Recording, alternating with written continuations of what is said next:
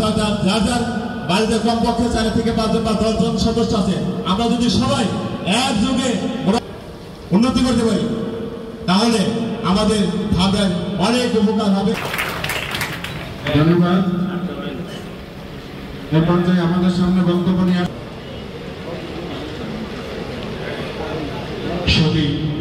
সবাইকে জানাচ্ছি, বিগত বক্তারা যা বলে গেছে, আমি একটা কথাই বলবো যে আমরা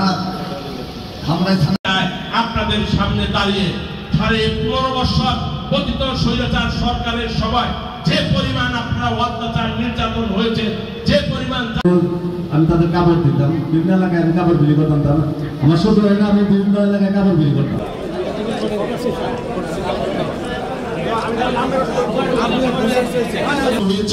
আমরা বলতে বুক মিলে সবাই বলতে পারতে নিয়ে গিয়েছিল, আল্লাহ আছে তোমার পাশে।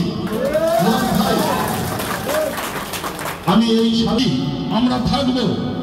যদি আমি আমতাই নিয়ম বাউখান ভাবে সেবা করতে পারি। ধন্যবাদ সবাইকে।